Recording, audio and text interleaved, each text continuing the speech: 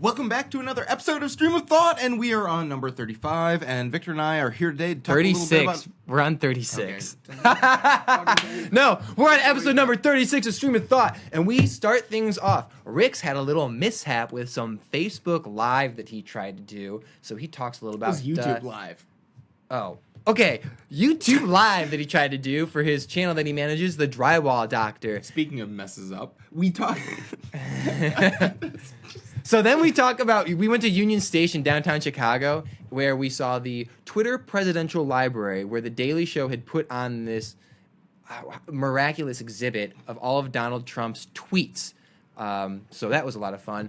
We then turn things around and we talk about mouse in the grocery store. What? Yes, there was a mouse in the grocery store that I worked at, and it was messed up. I'm still going. I just took over. All right? We talk about that little story. Fine.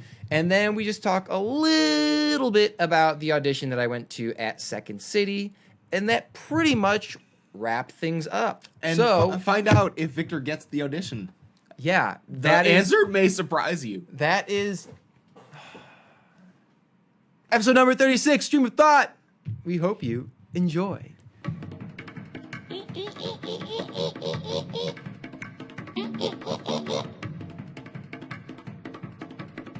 So tell me about what happened this morning. So yesterday you were telling me, yeah, we're going to do this Facebook Live for the YouTube channel that you manage with the Drywall Doctor. Yeah, so we've been trying to figure out ways to expand our operation, so to speak, and we decided we tried to do live streams, since that seems to be a cool new thing that young people are into these days. And unfortunately, it turned out that this morning I show up at Ray's place at 7:30. Our live stream is scheduled. We'd scheduled this like 4 days ago for 8:30. So yeah, Ray and I are trying to set up the live stream to work for the YouTube channel. And the first time we did live stream, it was just on a whim. And of course, I did the thing where because we did it from his camera the first two times. So I did from the first time where I was holding it up the portrait view, which apparently is a big no-no when you're doing any sort of videos on YouTube. If you have a video in portrait mode, which is Just rectangular, rectangular, where it's obvious that it's from a phone, where you only have 1/3 of the screen filled with an image, and that is a huge no-no when it comes to YouTube. Like, you don't do that. Otherwise, random people who view that instantly give you a thumbs down and move that. So, but that was the first one, and we kept that up for maybe like an hour, and then took it down because we realized it was in portrait mode, and then we tried the second one, and there were a lot of issues with sound and the video and all that. And so we figured, okay, this third go around, we're good. We have everything sort of set up. At least I think we do, because I asked Ray, do you have the proper software downloaded to your computer so that we can just load it up and get going? And so he says yes. And I say, oh, okay, I'll show up 7 to 7:30. And we'll get everything set up. So he said yes to something that related to technology, and you immediately in your head was like, oh, okay, he's got it covered, without giving it a second thought at all about what it was that you just asked him about and who it was that you're talking to. You know, when you put it that way. Continue, though. Continue. It makes me feel... So I get there, yeah. Yeah, you're going to make me reflect on that. I get there at about 7:15, and he's finishing setting up the what the backdrop is going to look like and all that. And so I ask him, are we set to go? Do we have everything set up? And he's like, oh yeah, you know, all I need to do, like, I wasn't able to set up the projector to show the comments behind me, so that would be kind of cool. Oh, that would be really cool. That would be really cool. And I was like, that would be awesome. But he didn't have the proper extension cords. If he had told me ahead of time, my family has all the extension cords. Every extension cord you could possibly need for any possible electronic device, my family has. And so if he had actually mentioned that he needed something before I had headed over, I could have picked it up, no problem. So I get there, and so the projector's not working. Fine, whatever. We'll make it work. And then I start fiddling around, and I realize he doesn't have an OBS on his computer. He doesn't have an online broadcasting system. I think I don't know what he did to operate the live stream previously, because he was fiddling around with it before, and accidentally activated the live stream from his computer a while back. It wasn't intentional. He was just trying to figure out how it worked. But he did it, and it showed up on our YouTube channel. And so people were viewing basically nothing. It was just like five seconds of black, and that was it. And I was just like, oh my goodness, like that's bad. And so I was thinking to myself, well, all right, so he's done it before, at least. Is there any program on his computer that could possibly be compatible with YouTube? Because YouTube requires either Google Hangout, which I think is, you don't need a download or anything like that, but I don't know how to get there. I didn't research that. I assumed that he had software on his computer. And long story short, he didn't. And we tried a couple of times to get that to work, and we were doing it out in his garage, so the Wi-Fi was kind of iffy, but he's like, no, we have great Wi-Fi, not taking into account that streaming online requires maximum bandwidth. You need a lot of bandwidth to be able to stream effectively online in good resolution. So considering his router was on the opposite side of the house and we were on the garage on the far side, we were like, and so we tried the first one. Okay, so first I'm setting it up, and I'm like, okay, so I install the software on there to stream, and I don't know anything about this software. I don't know the logistics or anything, and I see it's a very simple setup. I say, oh, there's a stream button. This must be to set it up to stream. So I click stream, and it starts streaming me as I'm setting it up. And so suddenly, literally, within the next 30 seconds, a dozen viewers pop up online and start talking like, oh, hey, what's up? How's it going? How's it going? What's up? And I'm just like, oh my God, this is, because I've never been on film before with his, so they don't know who I am. And I'm I type back like, oh, hey, sorry, we have some technical difficulties. Hey, where's the drywall doctor, asshole? Yeah, exactly. And so I close out of that, but it's gone for like a minute. So there's like 15 to 20 people who are viewing me, literally like trying to figure out logistics on the computer right now. So I close out of that. But the problem was that was the live stream feed that we had set up 2 days ago that everyone had been tuned into. So we had like 20 or 30 more people waiting for that live stream to start who hadn't tuned in yet. And after I closed out of it, it said, oh, live stream completed. You're done. You couldn't go back. It was done. Interesting. So I had totally screwed up 2 days of planning in those 60 seconds of just being like, oh, does this work? Oh, turns out you're live streaming and you just broadcast to 1,600 people that you're live streaming. Congratulations, Rix. You're now on camera. Yeah. Kind of thing. And so we tried that. We tried it again with the laptop, and then he had been talking for like 3 or 4 minutes, and then one dude was getting irritated. It was very obvious. So you were able to successfully live stream again after this mishap. We had to do it. We had to redo it, and so upload a new live stream. But we had like 3 or 4 people tune in from the previous live stream who were like, "Oh, okay, let's transfer over to this one." And then a couple of those people were starting to get irritated that we were sort of jerking them around from live stream to live stream because they had to click on the video, watch an ad for that video to tune into the live stream. And so one guy's like, fuck drywall, go back to bed, and then logged off. And that was it. And so that didn't work because after 3 minutes, the internet ended up giving out on that live stream. And so we closed that, deleted that, and then started a third live stream from his phone this time. And so his phone is recording fine because his phone recorded fine the previous 2 times that we did it. Except now it's in portrait mode. Turns out he turned off his cellular data. So he was also getting on his phone the Wi-Fi from across the room. So that also went out. And we ended up going for 5 minutes, and then suddenly it started freezing up. And we are having dozens and dozens of people view each one of these live streams that go for a couple of minutes. And here, we can't even give them content because everything is freezing, and you can tell they're starting to be like get a little pissed. And I'm thinking to myself, all of this could have been prevented by simply setting aside a day to like go over this. But Ray's like, no, I got this.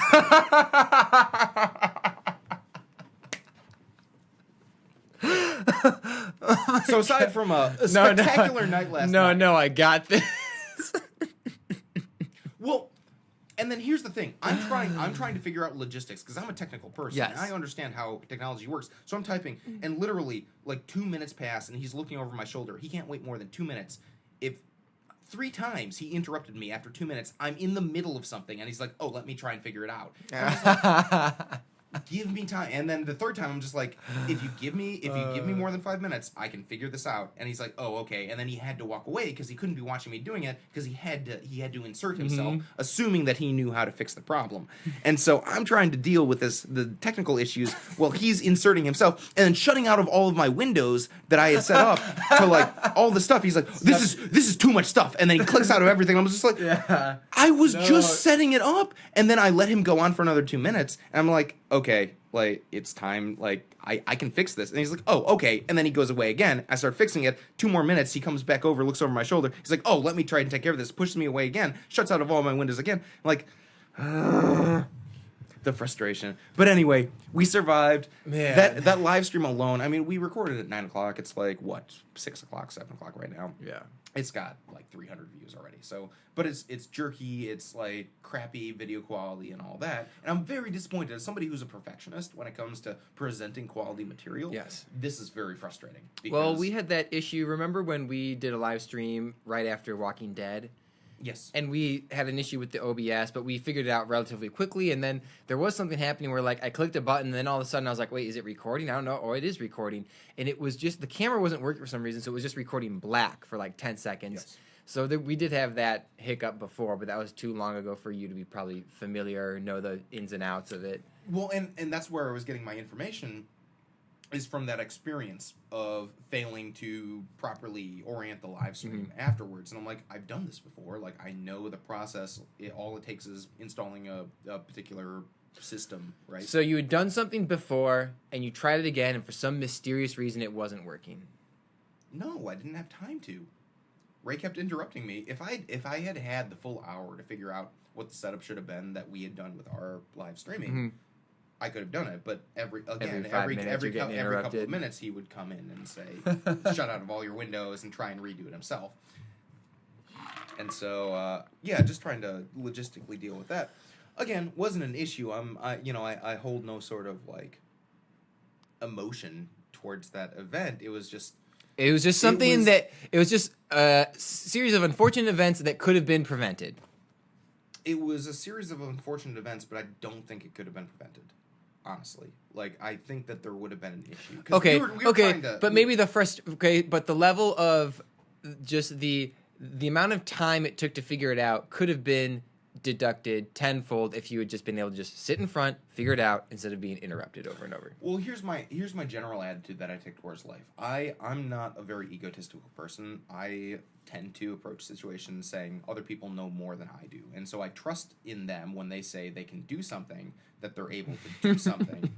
And not taking into account that people can overestimate their own abilities and the fact that I can actually be better than a lot of people when it comes to particular areas of expertise. And so when he's like, oh, I've done this before, I know what to do, I assumed he's done this before, he knows what to do. Like, isn't that a rational thing to think of somebody? Yes. If they say, I've done this before, I know what to do, and I know how to do this, like, wouldn't you say, oh, okay, like, I trust you. But it's, now you learned, I've done this before, I know what to do, translates to, I got it, I'll figure it out. I can do it. Maybe. But I think that there's a conflation of his expertise when it comes to drywalling and knowing everything about drywalling, and him watching a couple of YouTube videos on how to YouTube and thinking that he knows everything about how to YouTube. When the reality is, it's super complicated. There's SEO, metadata, integration software, all of these different aspects that I guarantee you, if I repeated that sentence to him, he would think that I was speaking French. Like, could you even tell me what SEO, metadata, or technological online integration? I don't know what it means, but I kind of know what it means. It's a general sense. Like, but in regards to I can't tell you a definition, but I know that it's something important, and that like SEO is search engine optimization. Okay, that makes sense. That's tags. Like, simply put, it's making sure that Google acknowledges your presence in the World Wide Web. Yes. Super simple. But it's more complicated than that because you have to understand trends and all these other things. But if you watch a video on it and the video makes it seem simple, you're like, oh, this is simple. I totally understand what they're saying, and I know everything about this now. You know, I've sort of deemed myself an expert because I've watched 2 or 3 YouTube videos when it comes to me, whereas I've spent the past 2 years sort of deeply integrated into this sort of system, trying to understand all the complexities. But again, that sort of gets into a whole nother world Yeah. of issues.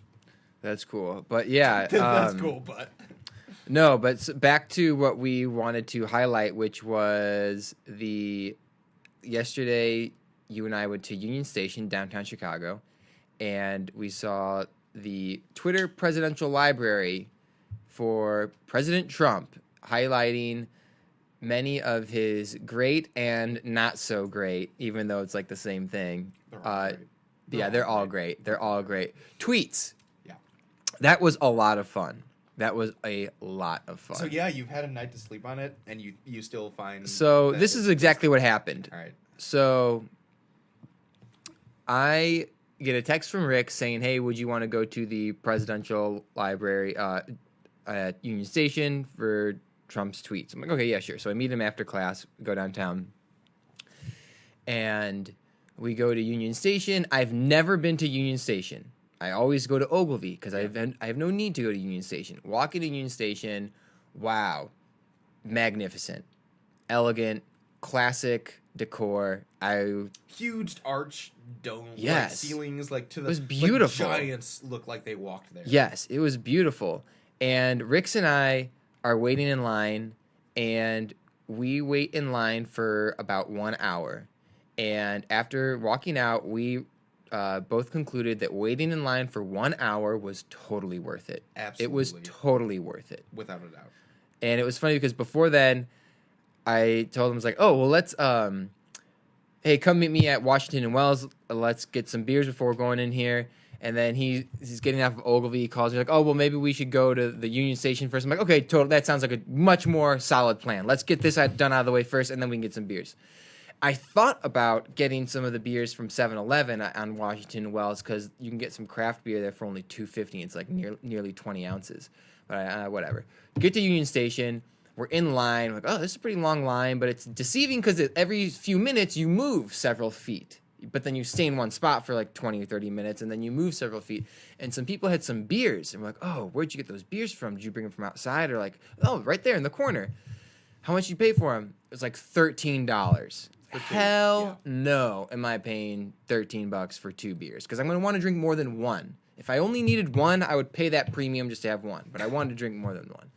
So I'm debating, like several minutes go by. We're trying to figure out the timeline between like how long it'll take for you to go back to Washington and Wells, which is like on Google Maps about a 13-minute walk. Yes. Each way. Yes. So that's 26 minutes. So is the line going to last 26 minutes? We're trying to calculate this, and we realize after about a little bit, we're in line for about 10 minutes, and that takes us from one end of one, because it's like a zigzag, you know how it is, from one end to the other, and we're about 5 spots to the front. It's like, okay, I think I can make it there and back. So I just leave, and I power walk all the way to Washington and Wells from Union Station, get some of those beers, power walk all the way back. We had just enough time to drink one beer before going in, and it was perfect. Got just the right amount of buzz. Yes. Just got the right amount of buzz. And the minute that Rix and I started drinking these beers in line, it was like, wow, what a great decision to just leave and go do that. And we go in through the library. We have a great time, and then we had one on the train ride back. But they're probably like, you guys are probably like, wait a minute, tell us about this library. Don't tell us about everything before and after. The library, man. So again, like as we were leaving, there was that question that we were asked: is it worth it? Basically. Oh yeah, those girls asked us. Was it fun? And looking back, I would totally wait an hour again in line to go through the museum, just because I think for me it was the impressiveness of the fact that they mobilized everyone from Comedy Central to create this museum. Sorry, I was looking at my stories because I wanted to read some of the tweets, and I didn't think that the video. Audio. I thought I could pause it, but continue. So, where was I? I don't remember. You were. I don't know. Actually, I don't know.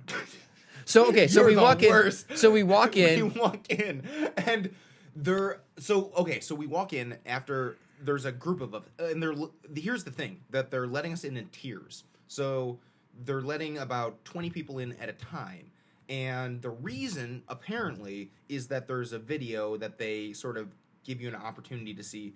and there's enough room for about 20 people to fit in the room if you wanted to view the video. And so they let 20 people in, and they say 5-minute video if you want to watch it. It was just a what would you say? It was pretty much just an introduction about what everything was. It would be a typical piece from the Daily Show. Yes. Something that you'd find online. Yes. And it was funny. It was very funny.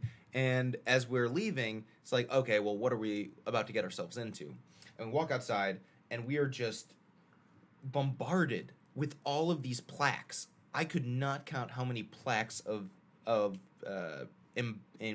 embossed tweets there were. Yes. That is very all over true. the place. Tweets about basically everything. And I think it really highlighted sort of this stream of conscience that this individual, who is now the most powerful man in the world, has when it comes to communicating via Twitter. For me, it was like, wow, this is really the culmination, the accumulation of his personality in one specific location. And it pretty much, for me, summed up everything, both good and bad, about this individual. And it really just highlighted everything. And I don't think, and here's the thing too, people hear that it's a Daily Show, Comedy Central, Trevor Noah event, and they assume that it's super liberal, super partisan, super like anti-Trump kind of thing.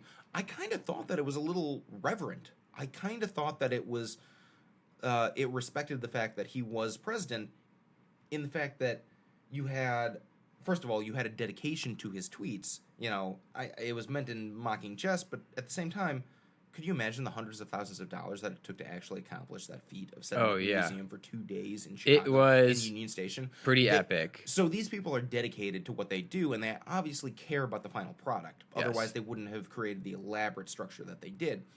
And so you walk in sort of expecting this to be a partisan affair, and in reality, I think it was a pretty objective assessment of representing what his tweets mean, you know, in relationship to everyone else. Because it wasn't just tweets towards people, it was tweets towards leaders of other, foreign countries, it was tweets towards celebrities, it was trash-talking people inside his own party. It was promoting his own television shows. It was the full spectrum of Donald Trump's stream of thought, so to speak.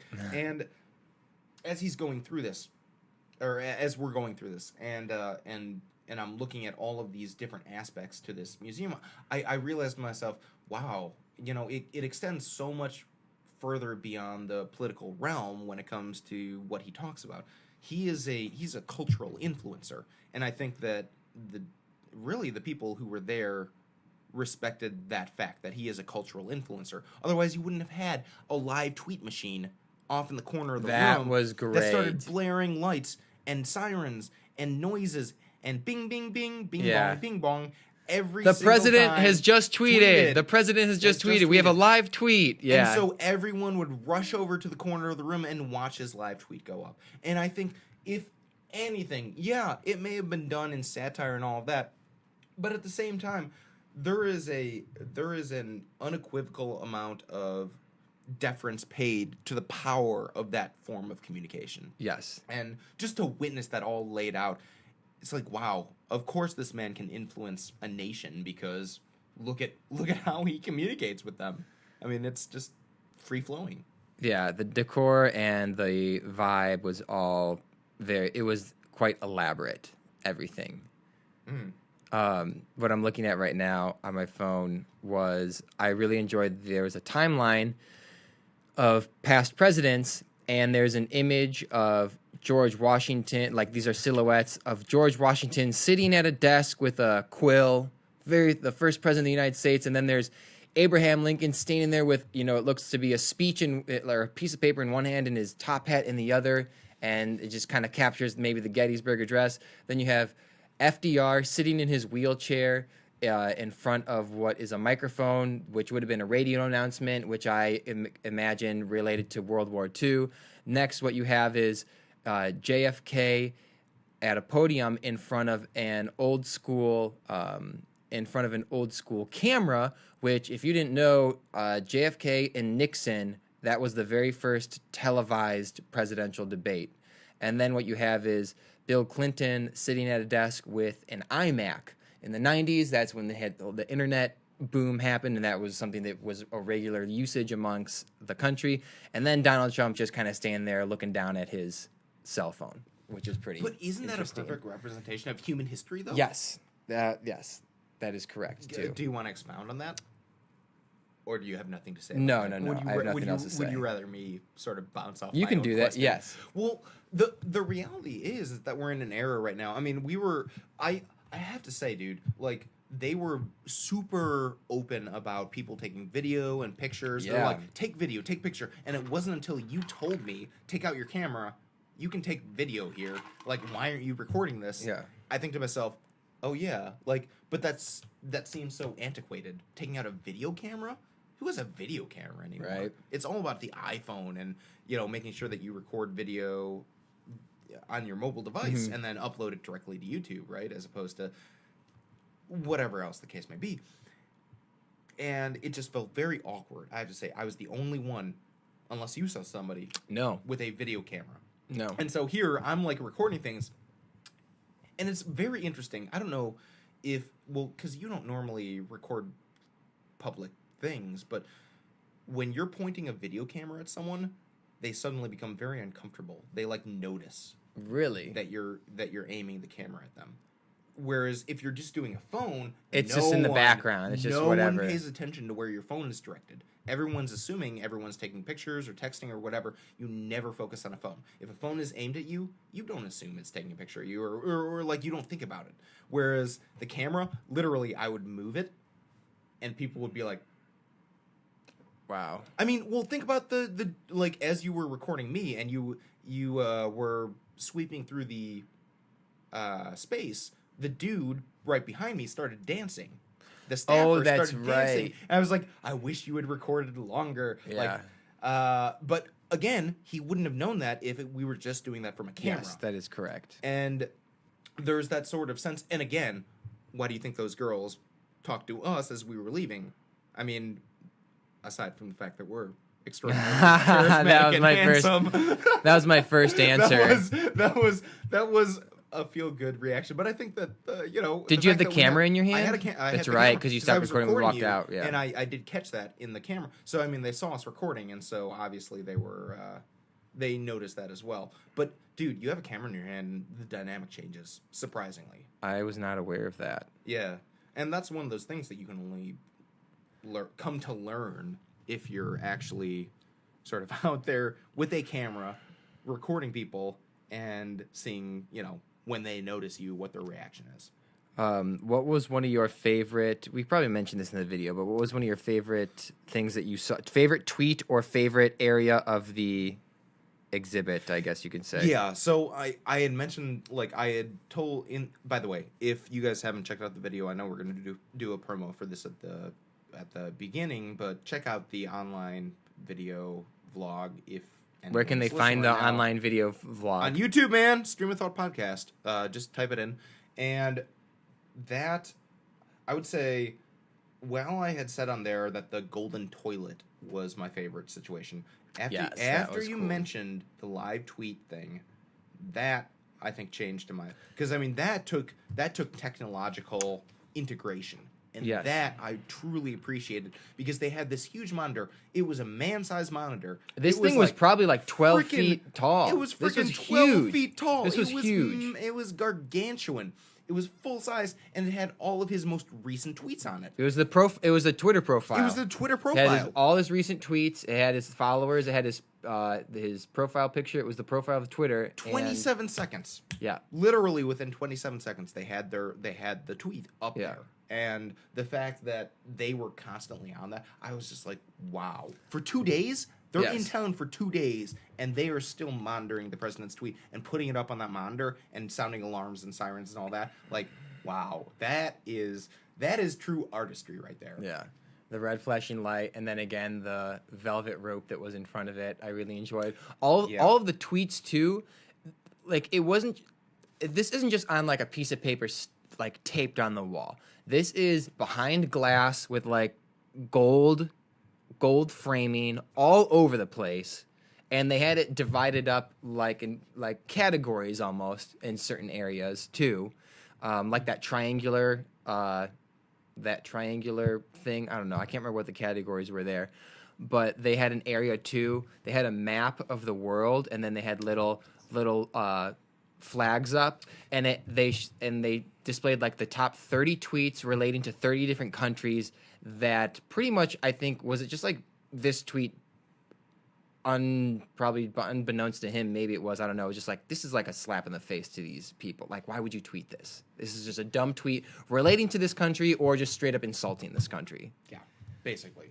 Well, but it was also like his sort of but it goes back to, I think this was probably the most profound part of the visit for me, is when you pointed out the progression of Trump's tweets. Oh, yeah. From what was it, 2006? They just had like from the year he was born, I think it was 1946 or something like that, to like 2008, just like random information. Yes. And then like 2009. No tweets. Yeah, no during that tweets. period. And then Twitter is born, and Twitter came out in 2007, but he didn't sign up for it until 2009. Until 2009. So then like 2009 to 2011 or 12, only 57 tweets. You know, that 2011, that is 12. The craziest part for me is that the first couple of years that he's on Twitter, only 57 tweets. He does not pay any mind to this. And this is less than a decade ago. This man had no conception of what Twitter was. But continue. And then it shows like 2012 to 2014, and it said I think it was 2009, 2011, 2013, 2015, and there's like it went from like 57 to like 100. Then I think it went to a few hundred, and then all of a sudden it went up to a few thousand. And then in 1 year, the highest was like 9,000 tweets. Yeah. And then I was surprised that the next era, quote unquote era, it had dipped like by 1,000. But it just showed like the magnitude, the power that social media has. Digits of like media tweets. Yeah. How the hell do you tweet that much, really? Because you do the math, and that ends up being multiple tweets a day. I also enjoyed the right next to that, they had a giant screen, also like 12 feet tall, with just random statistics and information. And one of them was the most attacked people on Twitter. Number 1 was Obama. Number 2, I think, was like Hillary. Then you have Mark Cuban, Karl Rove, and you have a few other people. There's like a top 10.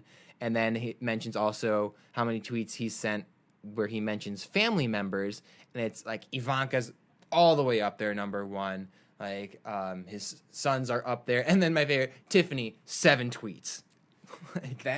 Like that made me laugh so much. And I've done the video editing for the thing, so I mean you mentioned that before, and so I'm kind of all laughed out. But that seriously was the most hilarious part of the whole situation, is that literally hundreds of tweets dedicated to people both he loves and he hates, and it's like, who does he not care about? Yeah. It's like, it's Tiffany with 7 tweets. What's funny is I didn't even know there was a Tiffany until I was watching the presidential debates, and then afterwards they have the families on stage. I'm like, who is this girl? And you can tell that the look on her face and everything is the vibe that she is expending is just like, hi, like, hey, I'm Tiffany. Hey. Like, that's just the vibe that I got from her demeanor when I saw her on stage. Yeah. And then I thought to myself, oh, does he not ever want to mention her ever? Ever? I guess not. Yeah. But again, I mean, we kind of get to see some of the, I don't know. I mean, do you feel like you have any sort of more knowledge about the President of the United States after visiting this museum, or was it just a flight of fancy where it was cool to see, but I didn't really integrate that into anything that I'm. It was a flight of fancy for me, but I think I didn't realize. So when I walked into it, and up until today, I thought, oh, everything for this was done out of satire, which, to a certain extent is true. But then you had mentioned this is also, regardless of Donald Trump, whoever the individual is, the power of social media and the power that Twitter has in this culture. And it just so happens to be Donald Trump is pretty much the number one person that everyone pays attention to in regards to media / entertainment as well. But I just loved all of the just crazy tweets that I had scene, and I want to share. Well, before that, when you walk in, because he just makes fun of everybody all the time, you can enter in your name in the name generator. I totally forgot about that. The Trump nickname generator. What would Trump call you? And you just type in your name, and mine would be Sacagawea Victor. Sacagawea, whatever. Thanks, Trump. And then was really cool, the deleted but not forgotten. And on this table, there were 8 golden plaques with roses around it, looking like a memorial. Was it 8 or 10? Maybe 10, I don't know. I think it was 10. Of tweets that he had tweeted and then very quickly thereafter had deleted. My favorite, though, on the wall was from... Oh, wait, not that one. Well, I'll read this one anyway. From September 11, 2013. I would like to extend my best wishes to all, even the haters and losers on this special date, September 11th. Like, what are you doing? Just whatever. It's funny. It's very comical. But my favorite one was about when he's mentioning the golf from October 13th. The date's cut off. But can you believe that with all of the problems and difficulties facing the U.S., President Obama spent the day playing golf worse than Carter? Oh my gosh. How many times has he been playing golf, or has the media portrayed him playing golf while there's shit going down? He's played golf about 22% of his presidency. There is also a video of him with the golf cart just straight up driving over the green, which... You can ask your dad, like, you don't drive on the green because it's just so soft and it's so vulnerable to, footprints and all. You don't want to fuck it up. Yeah. But my goodness. And even just stuff like, I predicted Apple stock fall based on their dumb refusal to give the option of a larger iPhone screen like Samsung. I sold my Apple stock. Are you allowed? Oh, this is my favorite one from 2014. Wait, can I guess what it is? Yes. I've never seen a fat person drinking a Diet Coke. No, but that is good. That is good. That was a good one. This one is June 2014. Are you allowed to impeach a president for gross incompetence? But yeah, it was a great time, a lot of fun, totally worth waiting in line, and I'm very happy that we went. Do you have anything else to add? I got a couple other things not related to this that we can talk about. Yeah, no, we can totally transition. Okay, cool. For sure. So, because today I'm at work, I'm opening, so I'm there, 6 in the morning. Yeah. And it's funny because there was a mouse spotting like a week ago. And we talked about it in like a meeting like last week. How big of a deal is a mouse spotting? It's a pretty big fucking huge deal. At a grocery store, Yeah. When this happens, you are like, if there's a mouse, so it was just a mouse spotting, but like, for example, if like droppings are found like on a shelf or something like that, like the store shuts down, you gotta take everything off the shelves. A company comes, you clean everything. A company comes in and does cleaning. Like, it's a huge production. It's a huge ordeal. Really? It is a huge ordeal. Oh my goodness. If there are signs that the mouse has been in or on food, you know what I'm saying? Yeah. So there was a spotting. Cow. What happened like the other day, I guess, I wasn't at work, but a customer had saw it too. I think what happened was too, like someone had seen the mouse like in the bananas, which is like the banana. It's a pallet with just like 3, 6, 9, like 9 to 12 boxes of bananas, and so they had to throw that whole thing out. You can't even like donate. It's fucking garbage, the whole thing. Oh my god. A customer saw it, which is like, so when this happens, a customer saw a rat. A mouse. This is a mouse. This is a mouse. In the bananas. Listen. No, I think they had just seen it, but the first spotting was the mouse in the bananas. A second spotting was when the store was open. But hang on, this is what I'm getting at, right? So it's funny because when this happens, it's like, everyone be on the lookout. Don't say a damn thing around customers. You know what I'm saying? Like, they don't need to know. This is on a need to know basis type thing. And you don't need to and know. You don't need to know. So this is going on, and they had put out traps, right? They had put out traps, and I found out about this when I opened like the other day. I see like the traps, and I see some like those sticky things, and I'm thinking to myself like, this mouse is not going to just step on this sticky thing out in the middle of the floor. Like, you got to put it in some crevice or somewhere hidden, you know. Yeah. And nothing was caught. And I open today, right? I'm like checking the dates on the meat or something, and I hear a commotion. And, oh my gosh, there it is, there it is. I'm like, what? I look. The mouse is maybe like 8 feet in front of me, scurrying across the floor. Dude, this thing was not a mouse, bro. This thing was a fucking rat. All right? I know a mouse is like, what? 4 to 5 inches in length, right? This thing appears. Okay, go on. The mouse is small. Yeah. This looked like a rat, but it was like struggling real hard to be a rat because it wasn't like a fat ass looking rat. It was a smaller rat, but it was bigger than a mouse, so it's definitely a rat. You know what I'm saying? Yeah. And it hides in the pallets. So you see this? I see this thing. You actually see it with your own eyes. I see this thing. Do you see it scurrying across? Or Yeah. No, it scurried across the Okay. floor and then hid real quick. Like all of us saw it, and I can just imagine everyone being like, "Oh shit!" everyone was like, "Oh shit! Oh my gosh!" Everyone freaked out, and it hid, and the people were like, "What do we do? Should we call Jessica?" And oh my gosh, we might have to shut down. And I'm like, working, but without customers in the store? Yeah, shut this bitch down for sure. I don't care. I'll clean stuff, like as long as there's no customers around. And Robin's like, I don't know what to do. And eventually it came out again. And this guy, Sean, like grabbed a broom and shot it. And I really didn't want it to get hurt. All right? I really didn't want it to get hurt. He like hit it. I don't know if he killed it or not. Oh my god. I don't know if he killed it or not because he didn't hit it very hard, but it stopped and went on its side. So hopefully it got stunned. I don't know. I really would have preferred not that it did not get killed. But they like threw it outside or whatever, and that was that. But that was a pretty interesting morning. Yeah, wow. I mean, I'm just trying to imagine the chaos that would precede that sort of Renee walks around the corner and it's like Renee's like, "What's going on? You guys saw the mouse?" And we're like, "Yeah, it's right behind you." She's like, "Ah!" And I'm like, "Just kidding. It's not behind you." Oh, on another note, I was checking my email like every hour today. I got word that I did not be admitted to continue on the conservatory, because I had my audition on Friday. After I auditioned, I was like, I know I did not get this. I'm sorry. But that's how I don't give a shit. But that's how, not about your comment, but I don't care if I didn't get in. I'm not losing any sleep over it. Yeah. Because the first time I auditioned, I was like, I definitely didn't get in. I didn't get in.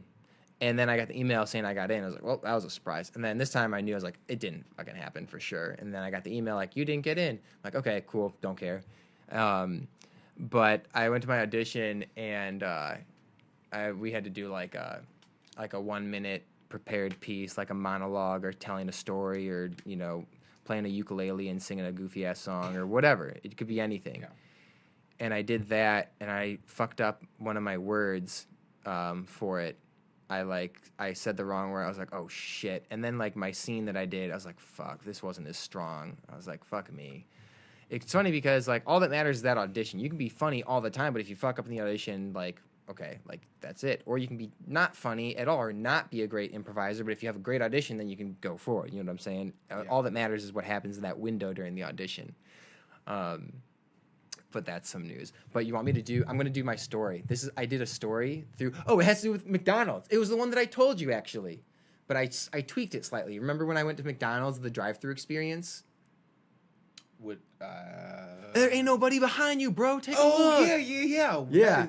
So one of the most lighthearted, life-affirming stories ever. I told that story, but I had to frame it. It had to be inside 1 minute or less. Okay. And so I changed a few things around, but I'm gonna do it. I was like, I'll do it. No, that's not how it goes. 15 minutes, 15 seconds in already. All right. No, that's not how it goes. Okay. But I'll do it because this was like it was prepared as opposed to just me just telling a fucking story that goes on and on.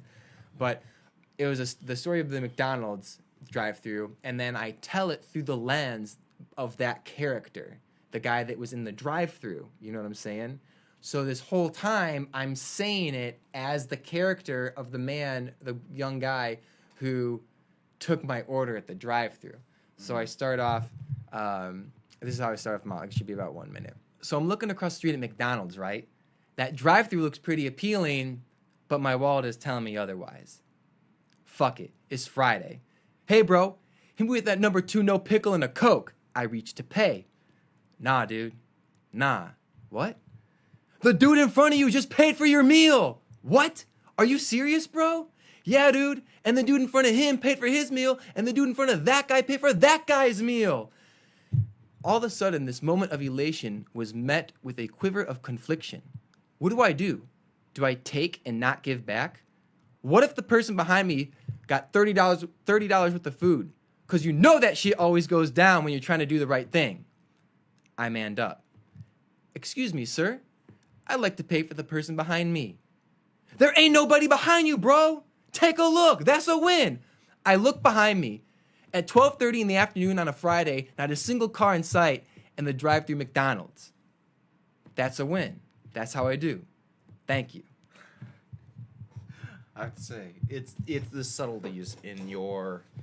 You can't see it right now, obviously, but the way that you convey that information, I think, speaks more volumes than any words you could say. Just the way that you and I'm sitting down, dude. I got to stand up for this and move a little bit more. Yeah, and I think that is the thing that makes those sort of experiences come to life, right? Yeah. You know, you have to really just get into the moment and show that genuine feeling and emotion in those.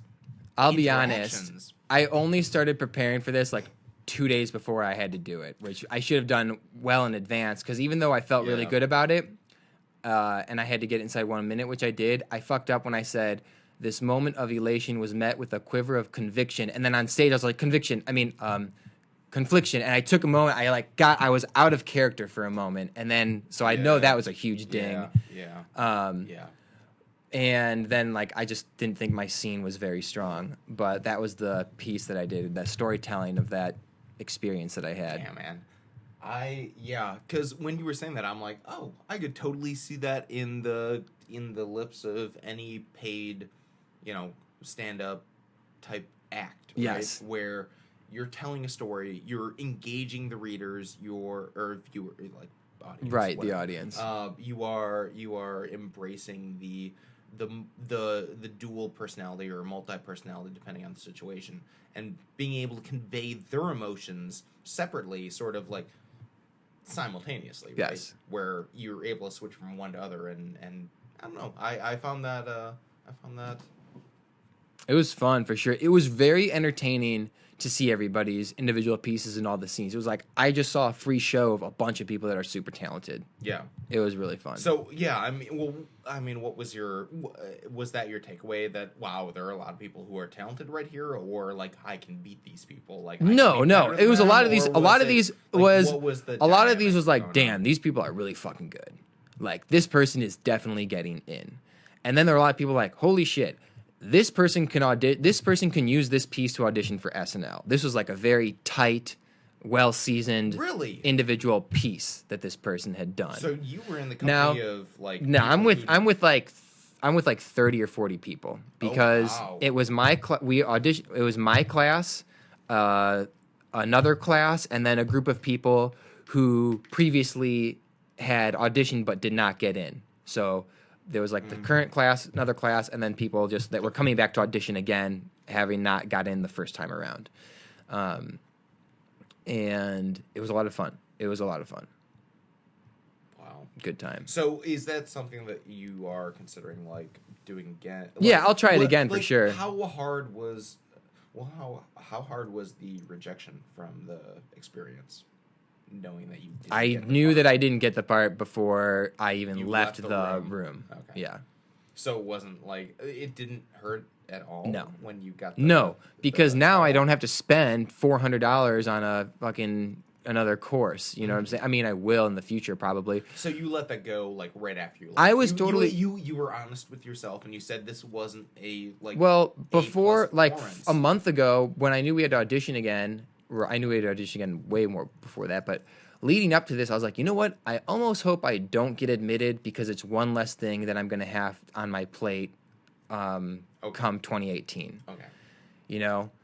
It'll be one less, and it's just, dude, I've just been completely immersed in taking classes. I'll take other classes. I'm doing like a stage combat class and everything, and I'll probably take classes. I'll probably take improv classes at IO, which is different theater. But the whole time I'm like, I'm totally cool if I do not get this right now. Mm-hmm. So it did not hurt at all. It was just like, whatever. Yeah. And I feel like that sort of rounds out the conversation that we've been having all night tonight when it comes to just finding a way to be yourself and embrace both your strengths and your weaknesses. Because, like, with I'm thinking to the experience of the Twitter library that we went to. That was absolutely people showing their ability to, express and convey ideas based off of an individual, and you, by sort of what you do, is I don't know. Let's do it this time. We're gonna cut. You gotta stay in character. We're gonna stay in character. All right, so we ended with. We're about done. 50? So where did we leave off? Yeah, I didn't care. I didn't care about the audition. So you. What happened? Well. Have you come up with a sign off in the past No. It's cool, man. Just check out our video of our experience. Yeah, absolutely. It's gonna be huge. It's gonna be great. Huge. It's gonna be huge.